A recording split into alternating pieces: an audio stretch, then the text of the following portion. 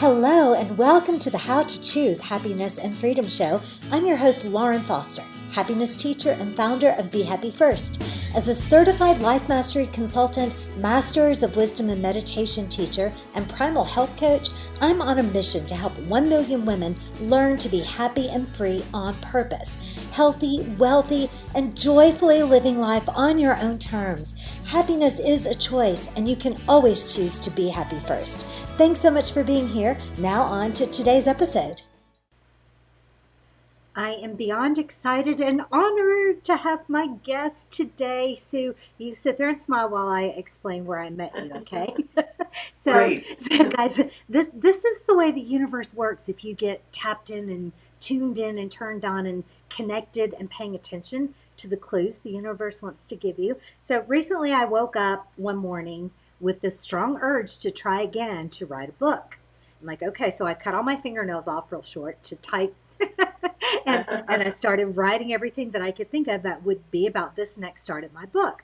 Well, then I got an email from a woman's group that was inviting me. It was a generic email that was sent to a lot of people to inviting me to write part of an anthology, to partner with other authors on a book. And I thought, that's a cool idea, but the language and the title and the topic and all that didn't really resonate with me. And I don't know, I just kind of felt like it was a bulk email. Well, within a couple of days, I got a personal email from Powerful You Publishing. How awesome is that name? And it was the same idea, an anthology called The Art and Truth of Transformation for Women. And so I signed a book deal. It makes me sound so important. You are. Yeah, thank you. And I wanted the mentorship, I wanted the coaching, I wanted the help that I knew I would get from this great publisher, and the universe brought me Sue. So welcome, Sue Urda. Oh, well, thank you. That was so sweet. And, here's the thing about that, Lauren, right? Synchronicity. It happens when we're lined up, when we have that intention out there and we're ready, and it's stuff presents itself. Opportunities come up, people show up, emails show up. It's like, wow, this is exactly what I was wishing, wanting, desiring, and here it is. I love that. Yeah, it's so cool. So cool. And I'm so happy to know you. I mean, and the email that we sent you is because we felt aligned. We found you online. And it's like, okay, your mission, our mission, totally aligned. We're out there kind of doing the same thing. And then come to find out, here I am, yes, I'm a publisher, and our books are all about raising the vibration of people on the planet, empowering people in their lives. It's all about that. And we've published almost all women except for two guys actually that have been part of our anthologies.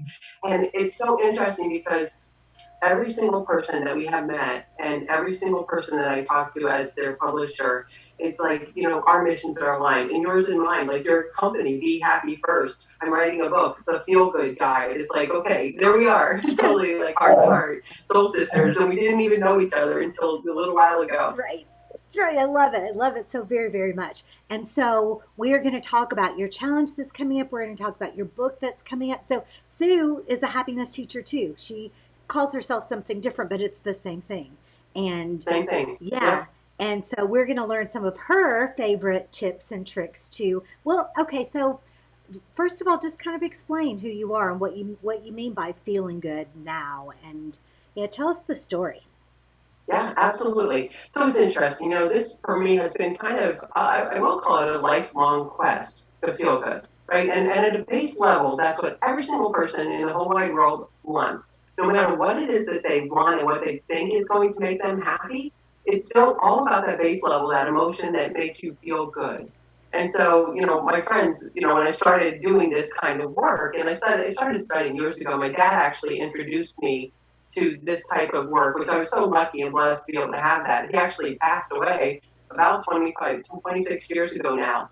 But, when I was young in my 20s, he was reading Wayne Dyer, Zig Ziglar, all these people. But Wayne Dyer specifically, he's like, read this. You got to read this stuff. So this is how to live, basically, is what he's saying. And he always said to me, you got to do it from here. You can't do it from here. And he was a businessman, and he started his own company. I joined him in that company. And he was a great businessman, but he always said, you got to feel it first. And if it doesn't feel good, say no immediately and just let people know that. And the only reason you ever have to give anybody for walking away or not doing something is that it doesn't feel right to me. And so I got tapped into that thing that said, okay, I have to feel good about this. And even though my thinking mind, which I'm very, some people call me anal, but like I like to write stuff down. I have lists and lists. I like to think about, well, on this scan this, and then on this scan this, and then this scan this, and this, like all the things that could go wrong, could go right, could be the benefits, could be a failure, whatever.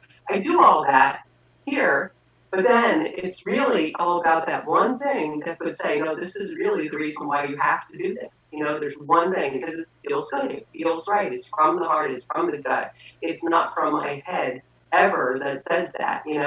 It's awesome though when you can align both of those, and that's really the only time things work. That's when things work out, is when your heart and your mind are aligned. But I'm very lucky, I think, to have had my dad, who had that outlook, who had that positive outlook, who read all kinds of books all the time. He loved Leo Biscaglia too, and Leo Biscaglia writes books about love, and he's no longer with us, Leo. But it's like he wrote books all about love. He used to teach classes in colleges about love and what it is, and not about relationships, but about love, that feeling of love that we have and that need that we have to line up everything we do and the people that surround us in a loving way, so that our lives feel good. Base level, everything's all about feeling good. So I started to say, when I started teaching this stuff and started, getting more into it, it's like people say, oh, you have to have like that tagline, like, what do you call yourself? So my friends and I were going through this. My friend Jennifer, who I love, I admire her mind so much, and she is so good at asking those questions that get you to where you want to be, just like any good coach. But she is one of my best friends, and I love her.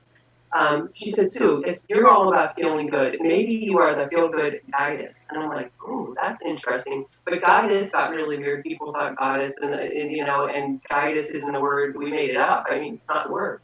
So, and guy, it felt masculine. So it's like, okay, well, maybe I'm a gal. So that's what we call me, a feel-good gal. And that feels good. Yeah, that's awesome. I came up with my name. I thought I invented the term happiness coach. That was what I originally called my. Come to find out, I didn't. But yeah, it was like, I want to teach people how to be happy. Yeah. All Yeah, right. it feels good. So what? Tell us about the challenge. When does it start? Tell us all the stuff about the challenge. Yeah, it's so weird because the word challenge to me is challenging. First of all, it's like, do I want that word? But it is kind of a challenge. We're going through some interesting times right now, very unique times. None of us have ever done this stuff before. This is this pandemic thing happens once in 100 years. There's a lot of unrest. There's all these things. So it is a challenge for people to get into that space where you can feel good. Now, you, Lauren, and we know tons of practices to help us to feel better, to raise our vibration, to get us in that peace, ease, calm, that level where we're feeling okay about things.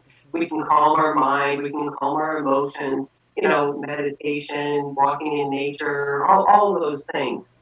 And yet, even though we know those things, and so many people listening right now know those things, in challenging times it becomes harder to do those things and to stay with that practice. Because it is a practice. None of this stuff is a one and done. This is like, you gotta live into it, you gotta do it all the time, you have to feel what you're feeling when you're doing these practices.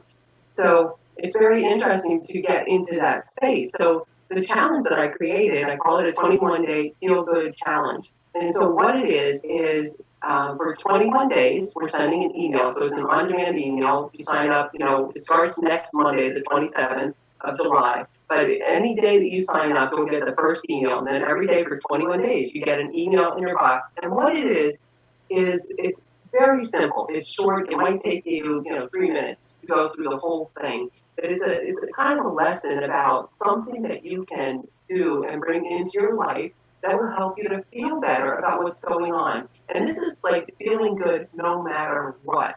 Okay, now, so that means that you're engaging a couple of different things. You're engaging, first of all, your mind.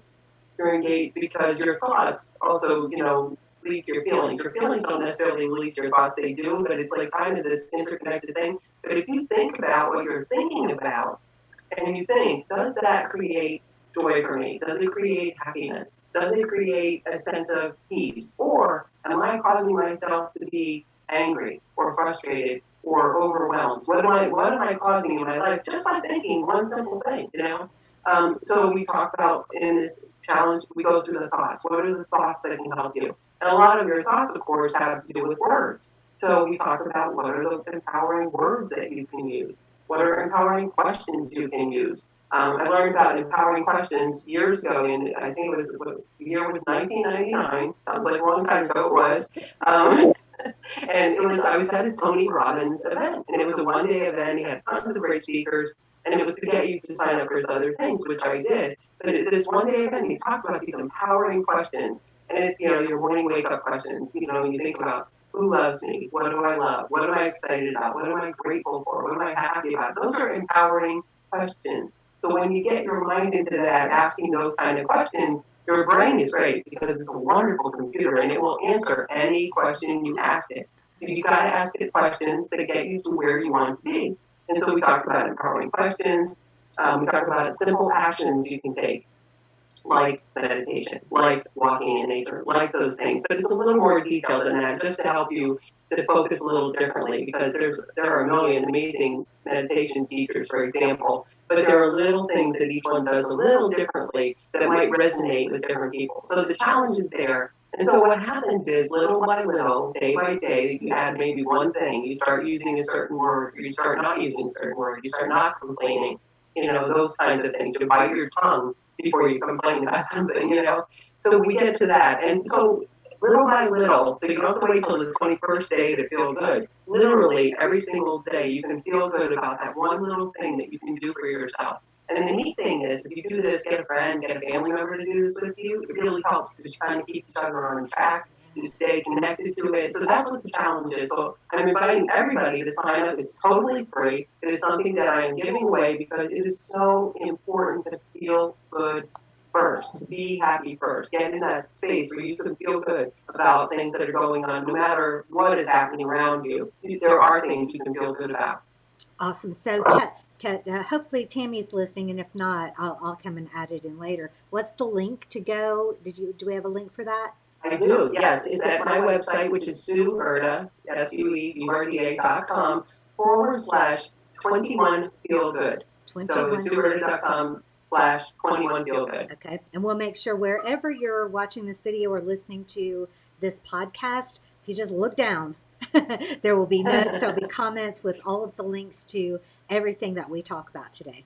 So Great. Is the 21 day, is it cumulative? So like the thing that I do on day 21, am I going to keep doing that so that at the end of it, I have 21 new habits? Or it's interesting because each day kind of it can stand alone, but when you start putting them all together, it definitely adds up to something that helps you along the way, because now you're practicing yesterday's plus today's plus the next, but so it adds up. Yeah. Yeah. So this is what is so interesting to me. I mean, you're right. I've been studying this stuff for years, and I do have all kinds of, I mean, thousands of tricks and tools in my toolkit, and yet I forget about them. Like, oh, I forgot that cool thing that I could do, and then you get yourself back into a habit.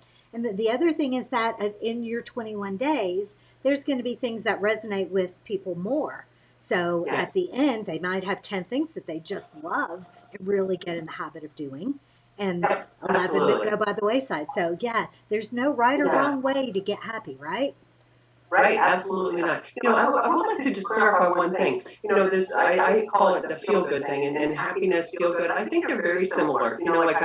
We could sit here and talk about what the definitions are and stuff. But one thing I will say about feeling good is that I don't want people to think that they're just going to be happy all the time, because there are some tough things going on.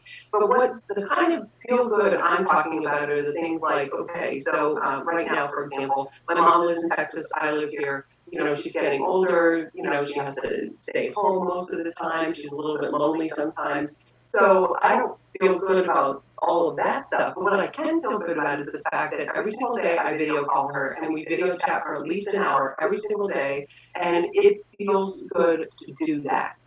So it's kind of like, that's one of the things that can feel good. The other kind of things that I'm talking about as far as feeling good are, doing the things that you know to do. So, for instance, if you know that, maybe you have, I don't know, high cholesterol, high blood pressure, whatever, you have a certain diet that you eat now. because even though that's not your, you might want to eat chocolate cake and you might want to have pizza every day, which I would love. Those are my two favorites, which I don't have every day. But, I find a way to have those every once in a while, but it feels good for me to know I'm taking care of myself. It feels good for me to know that I did not, give in. So even though it's hard, it still feels good. So I don't want people to just think, hey, this is all happy and roses and all that kind of stuff. It's not like that. It can be, and it gets you there when you do the practices and when you pay attention to the little things. So I just wanted to clarify that. Yeah, it's really interesting, and the definition of happiness comes up all the time. And What is it? well, see that this is, to me, happiness is a feeling, and you know what it feels like for you. When Yeah. you know what to say, your conversations are flowing, just, or you're all by yourself and you're listening to the birds sing, and it's a feeling. I believe that feeling is universal, but what makes you feel that feeling is completely different, maybe, than than what makes me feel that way. So there are Yeah. ways to happiness. And then we also always get into the question of, well, I just lost my lover, my spouse of 50 years just died. It feels inappropriate to be happy in that moment. And so Yeah. then we get to where the feel good part is for you, where you're talking about. And to me, Yeah. that's like, yes, this is heart wrenching, and my heart is broken, and I'm going to feel in all those feelings, but I'm going to feel those feelings knowing that it's going to get better, knowing that, Yeah. having the hope that as I heal, as time goes by, as I, can put myself in a place where I can remember all of the wonderful times instead of just being in the place where I miss him so badly, then that's the feel good place. That's the feeling better place that will Yeah. eventually get you back to happy. And yeah, you're right. A top of the line, happy, happy, happy every single second would be kind of boring. You need the ups and downs. You need the contrast to help you be able to appreciate those awesome happy Yeah. times. Is that Yeah, absolutely. You said contrast. That's a word. Abraham-Hicks. You study them, law of attraction, all that. yes? That's what they talk about all the time. The contrast is what makes us appreciate things. That is what allows us to have gratitude for things because we recognize that difference. Like you had this beautiful, amazing, loving relationship. Thank goodness that you had that, and be grateful for that. And yes, you miss it, and yet your life is so much better for all of that. So it's like that. And the contrast is what makes you appreciate it more. Absolutely, no question about it. And they can't exist without one another. There can't be any light without darkness. No, day without night. Yeah. That's good stuff. Good stuff. Okay, so what's the name of your book? I'm sorry, what's the name of my Your book? book. Uh huh. Well, so yes, I am working on a book. It is called The Feel Good Guide. And basically what it is, and I'm working on the tagline, but currently it is to train your brain, master your emotions, and take inspired action to feel good no matter what. Because that's really what it comes down to. It's about the no matter what. Because life happens. It keeps coming and coming. Thank goodness. Otherwise, we wouldn't be here, right? So life keeps coming, and we get opportunities. We get choices all the time. Life is full of choices. Now, here's something about this too. Now, sometimes we have sucky choices, right? You've got maybe there's some good choices, but maybe there's just two sucky choices that you have to make. But somehow one of those sucky choices is a little less sucky than the other. So you choose the less sucky one, right? And so from that place, how do you get to feel good? So it's not always about going from, maybe stressed or depressed or anxious to go to euphoric and happy and just like all that. It's about what are the little steps in between? What are the increments you can take? And that gets back to the 21-day challenge too. That's what it does, is bring those little things into play that really do add up over time. Because we have tons of choices. But that book, The Feel Good Guide, is in fact, the 21-day Feel Good Challenge is kind of an introduction into that Feel Good Guide. And it will give you those kinds of lessons at a little bit deeper level. It will delve into it a little bit more in the book. which I hope to launch by the end of the year. That date is still pending, but we'll see. But I'm excited about it because, it seems so basic and so simple. In fact, I'm going to show you this picture that is printed on yellow paper, or I mean pink paper. But see, this is the Feel Good Guide. And it's kind of like, that's what it's about. It's about the heart. It's about the yin yang. It's about the sunshine. It's about, how do you get into that space where you can feel good no matter what? And it really is, this book will be about the mindset tricks, the mind, and I call them tricks because sometimes we do have to trick our mind in order to get somewhere. Kind of like that's a little bit what affirmations do, right? You kind of say these things that you affirm that you want to be and have in your life, so that you can bring them into your life for real. So you got to start somewhere. So speak it into existence. And it's about keeping us in the present moment, right? Because the present moment literally is all we have. The past already happened. We can't affect the past. Yes, we can learn from it. Yes, we can do something else. We can, forgive ourselves, forgive somebody else. We can build on that. And the future hasn't happened yet. So we can, usually when we're planning for the future, we're either worrying about it or we are taking inspired action to get these desired results. So, but really, where do we do it? We do it now. We do it today. Whether we're remembering something, we're planning something in our heads, visioning something, that's what we do, is right now. So it's about getting in the moment and being in the present with the people that you're with everything that's surrounding you, with the space that you're on. It's so important to just get in that space, get started from where you are with whatever it is that you desire. So that's what the book is about. That's awesome. And but we operate on patterns that have been put into our brains our whole entire lives. And Yes. to convince our brain that we don't want that pattern anymore, we want a new one, takes a Yeah. little bit of time. And so that's why I love things that, like a structure of 21 days, that helps you stay focused, that helps you remember, it helps you to establish a habit of new kinds of thinking. So I really encourage everybody to get on Sue's challenge, and we're planning to start a challenge in September as well. We'll tell you more about that later on. It's going to be the 28-day happy and free on purpose challenge. I love it. I love it. Happy and free. Happy Perfect. and free, yeah. And that's it, almost all the conflict that I ever see seems to boil down to somebody trying to take away somebody else's freedom, someone trying to control someone else, someone trying to, make you do something that you don't want to do. So that's a whole Yeah. other subject. I want to talk with you about journaling. We're big journaling fans here, and that's such a broad term because my journal and my planner are the same thing. I'm planning and creating on paper, based on scheduled appointments, based on things that I want to manifest in the day or create or do and all of that. So what are your thoughts and feelings and tricks and tips about journaling? Well, it's so interesting because journaling is something, for me, I guess I've done it automatically. In fact, I've written two books, and basically those two books that I've written in the past are from journaling. Now, the journaling for me was a little bit different. So my tips for that, the way that I have done journaling in the past, and what ended up being two books, was that I would write what was going on in life. So there's some dilemma or some challenge or some wonderful thing that was happening.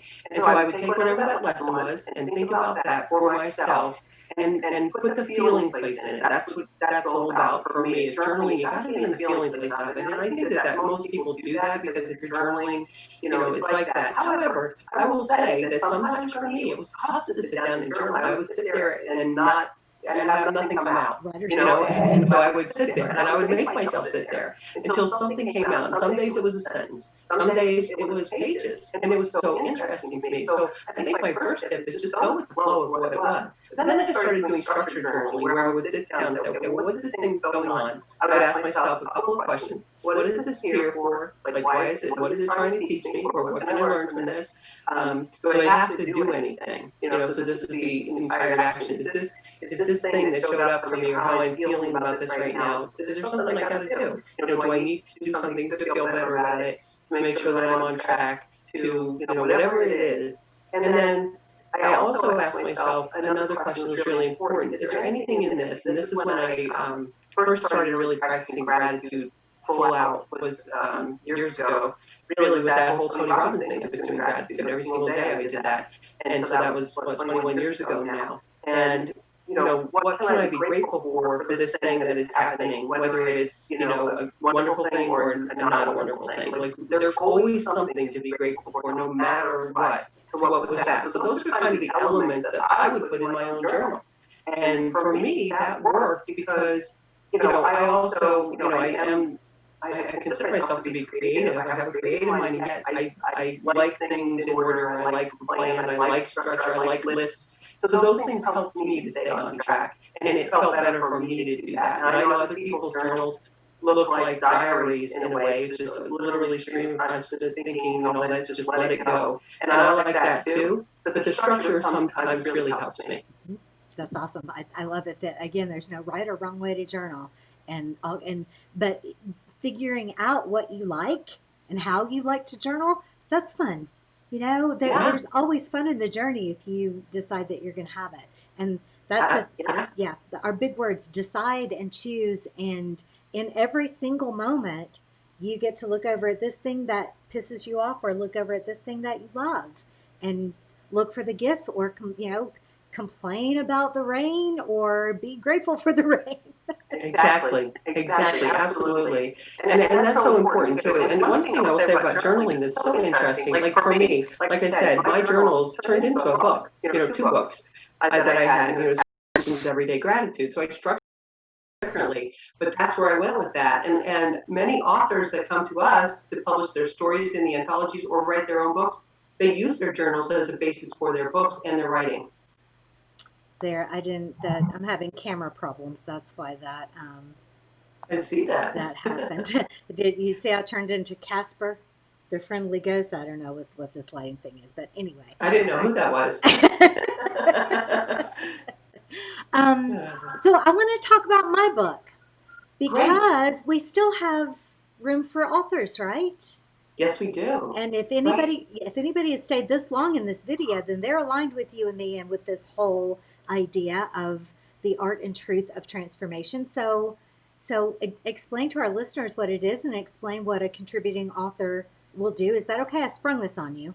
Absolutely. Gosh, yeah. So I appreciate that. So here's the thing. So we have published 13 anthology books, and more than 350 people have contributed stories to these books. And we're working on gathering authors for our 14th anthology book, which Lauren is going to take part in, which I'm thrilled about, and she is going to share her story in this book about her own transformation. So what the book is a collection of authors. It's a collaborative project. We gather authors who have a story, a personal story of transformation. So it's not a teaching guide, but the stories in the book are personal. So it's kind of like, okay, you think about all the life you've lived. You've gone through many transformations at different points in your life, some more profound than others. So what is it about your transformation that perhaps you want to share to help other people on their own journey of transformation? And you share, kind of like where you were, what was going on in your life. You share what happened or what helped you to make that decision, to make that shift in your life, to transform to a different way of living, a new way of being, showing up differently in your life. And then how is your life now? Like, what's going on? What are you enjoying about your life, about the people you're interacting with? Maybe you started a new business. Maybe you did lose someone in your life, and now life is different. And how does it look for you now? How did you get through those things? So in sharing your personal story, the things you did, somebody else can look at that and say, oh, wow, hey, if she can get through that, I can too. Or I have felt exactly that way. I have felt lost or floundering or something like that, and I didn't know exactly what to do. But if I do what she did, I can do it too. So that's what the book is about. It's a very, I'll call it a high vibration book. We've got, lots of authors. We still have some spots left. Looking for authors who are ready to share their story. The other thing it does, so the book itself is a wonderful, wonderful guide for the people that read it. As an author, being a contributing author to this, what you get is exposure to a whole new audience, because all of the authors, and there will be at least 20 authors in the book, probably more than that, but at least 20. And they all share this book. They sell it to their audiences. They have people, and all of the authors, I talked to every single one, they are aligned. So they have the same kind of mission and soul that Lauren and I have. And this is what we're gathering together. And so you're reaching an audience that is aligned with you too, because all of the authors are. And we do an Amazon bestseller campaign. So you, as an author, you end up with not only a published book, but you also end up with credential of being a best-selling author on Amazon. So these are some cool things to do, and it's great. These projects fill our mission of raising the vibration of people on the planet, because we are then helping all of these other women to do the same thing and get out there in a bigger, broader way. And it's really just, it's a labor of love for us, and it's really awesome. And we love our authors. We love the empowerment that is being divested in the world via these books. It's just amazing. I'm beyond excited about this. I get chill bumps every time I think about it. And everybody has a story to tell, and there's someone out there who really needs to hear your story, my story. And when we are supporting each other like this, especially women, and amplifying one another's voices, this is how we change the world. And absolutely, yeah, makes me happy. Yeah, I'm so happy so, that I met you. Yeah. Me too. I am so happy for all of this. It is so great. And our company, Powerful You Publishing, that's what it's about. It's about powerful you, empowering people. And so, yes, story is how we learn from each other. That's what really resonates with all of us. I could teach you 5 steps to do something, but when I tell you why and how it makes a difference and what it did for me and my client or something like that, that's where it really hits home. And that's how we can all, one by one, help to shift the world and help everyone to feel better about what's going on in their lives. So there's a book called, I think it's called Connected, but it's all about how our social networks influence us. And it's full of statistics, but the one that always sticks in my mind is that if you know 20 people well enough to be invited to a dinner party, then you directly impact the lives of 8,000 people. Wow. That's just by existing. And so, if you amplify your voice just a little bit more, I mean, it's not that hard to to bring about world change. And we don't need 50% of the people to look at things in a different way. We only need 10%. That was another number that's like a tipping point, that if we can get 10% of the world to be operating in this loving, co-creating with the universe, the supporting one another, compassionate way, then the rest of the world will follow suit. So, Yes. Yeah, absolutely. That's what it is. It reminds me of a commercial from years ago, and I might be dating myself, but it was about a shampoo where they share the shampoo and they say, and they'll tell 2 friends, and they'll tell 2 friends, and so on. And by the end of this thing, there's all these people's faces in there, because that's how many people one person can affect. So it's so cool. I absolutely love that. And you mentioned The Tipping Point. By the way, that's a wonderful book. The Tipping Point by Malcolm Gladwell. Wonderful book that explains exactly that. It's like, how many people do you have to reach? And literally, we only have to reach one at a time. If each of us does our part, it really does make the whole world just amazingly better. It shifts, and it's about being conscious about what we're sharing, right? Because we are making a difference. Like you said, you get invited to this dinner party with 20 people, you're going to make an impact no matter what. So it's like, what impact do you want to make, and what do you want to say? And in this case, what story do you want to share? What part of your life do you want to share to help impact those people's lives? Because you're making a difference no matter what. Yeah. So let's focus it. Let's concentrate. Let's decide ahead of time, what is that vibe I want to put out there, and do that. Yeah, on purpose. On purpose. My favorite phrases. Yeah. All right, awesome. Well, so is there anything else so the Powerful You Publishing website is up on the screen, and again, it will be in the comments. We'll share the challenge link. We'll share everything we can think of to get you hooked up with Sue and with Powerful You Publishing. Is there anything else, Sue, that you want to add that we might have forgotten to talk about? Yeah, one thing I'd like to add, so about the publishing, anybody that is interested in being a part of this anthology book, if you would like to go there, please visit our website, simplepowerfulpublishing.com. But I'm going to give you a code that you can save $100 off any book package that you like. It is author 100. And when you type that in, when you purchase your package, type it in there, discount code, you'll save $100 off any package that you purchase. And we would love to have you. I'm happy to talk to you about your story to help you feel like, you know, get you honed in on what is the right story, what part of your story, your life to tell, to help you position yourself and to help you share what is most beneficial for the readers as well. That is the absolute truth because I told you about the place I was in when I first talked with someone like I want to write a book, but you're so in your own story that it feels very normal and very unremarkable. That's the word. I'm like, Sue, my story is unremarkable, and Sue's like, no, Lauren, your story is not unremarkable. It's not. It's not. Yeah, so there are elements of the things that I've lived through that are completely alien to a lot of people, and but will also be familiar to a lot of people. They'll be like, "Oh yeah, I've been there, I've been there, I've been there," and Yeah, either way, people can benefit from hearing my story and hearing the ways that I turned things around and created my life in a different way, and they can benefit from your absolutely. story too. So. Yeah, and that's my job. That's my job as like a story coach is to ask those questions of you. So we get to that. And so you say, you know what? It's not unremarkable. This was really great. And this is really going to be so helpful to people, and it's so wonderful. I love it. I love Yep. this. And after this, Sue's going to help me write my own book. We don't Yep. know what it's going to, I think it's going to be called The Magic Orchid Syndrome. Magic organ syndrome. Good. Yeah. I can't wait to hear more about that. uh, Awesome, awesome. Okay, well, again, always go to behappyfirst.com or not .com, .org. Anywhere you click on that website, you can get freebies, free meditations, our free 5 Secrets to Happiness journaling guide. And anything that you get will get you on our email list so that you'll be up to date on all of the fun plans that we're making and book launches and all that stuff. So get connected with Sue, get connected with us here at Be Happy First, and you know, choose happiness. Sue, thank you for being here with us.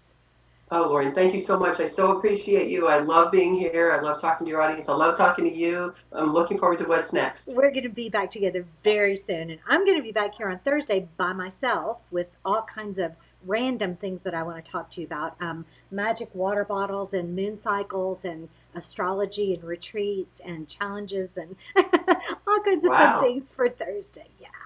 Alrighty. So until then, remember that happiness is a choice and you can always choose to be happy first. I'll see you soon.